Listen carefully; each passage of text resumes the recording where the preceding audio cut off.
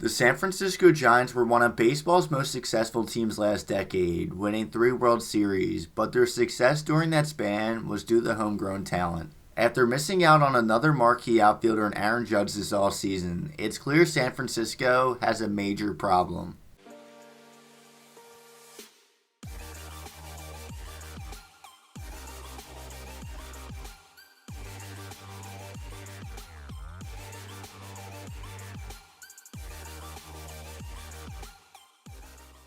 Early last decade, the San Francisco Giants became a dynasty after a winning season in 2009 in which they went 88-74 and missed the playoffs. The Giants took off in 2010. San Francisco won the NL West division and went on to win their first World Series in 56 years, and their success was just starting. 2 years later in 2012, they won 94 games, won the NL West division again, and went on to win their second World Series in 3 years.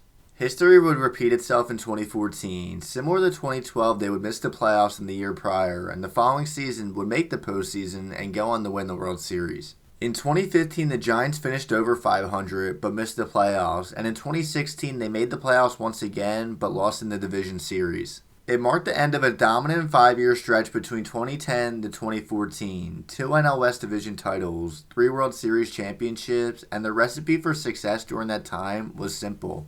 They hit on tons of draft picks. Buster Posey was the 5th overall pick in 2008 and an MVP during their glory years. Madison Bumgarner was a former first-round pick and one of the game's best pitchers during that time. Tim Lincecum was a former first-round pick and a former Cy Young winner. Matt Cain was a former first-round pick and a 3-time All-Star. Brian Wilson was a 24th round pick and turned into one of the game's best closers and was a 3-time All-Star. Sergio Romo was a 28th round pick and became an elite relief pitcher. And guys like Brandon Crawford and Brandon Belt were both 4th and 5th round picks who turned into really solid players for them.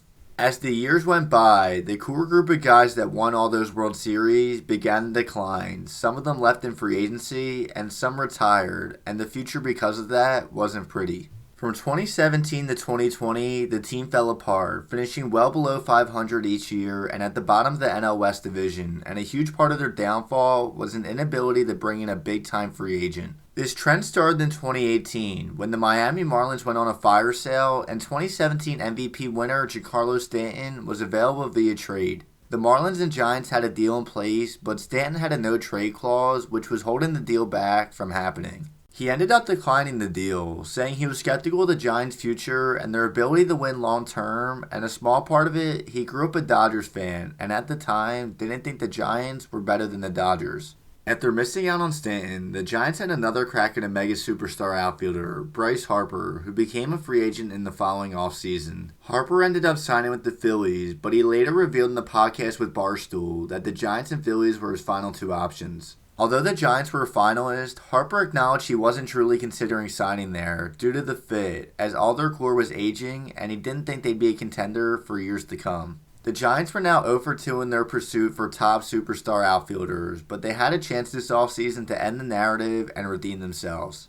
Aaron Judge was arguably the biggest free agent in MLB history, coming off a historic 2022 season where he set the AL home run record and won the MVP award. It looked like the Giants had a serious shot at signing him. Judge grew up in Southern California and dreamed about playing for the Giants as a young kid, but once again, they missed out. Despite offering more money, Judge re-signed with the Yankees this morning on a 9-year, $360 million deal. Within the last 5 years, the Giants have missed out on their guy to build around, Giancarlo Stanton, Bryce Harper, and now Aaron Judge, but it doesn't stop there. During this year's trade deadline, the Giants tried acquiring Juan Soto from the Washington Nationals and fell short once again due to a weak trade package. Unlike the other guys we just mentioned, who chose other teams over San Francisco, Soto didn't have a say in where he was going, but it does continue the trend of the video. In a stacked NL West division, with the Dodgers and Padres, it will be tough for the Giants to get back to the top if they can't pick up star hitters. At this point, who knows what other factors might scare superstars away from signing with the Giants? Maybe it's their ballpark, which ranks as one of the worst hitter-friendly ballparks in the league and ranked as the 3rd hardest stadium to hit a home run in 2022. Whatever the case might be, if the Giants are serious about competing in the future, they have to sign a superstar hitter, and if not, they gotta be able to draft as well as they did last decade.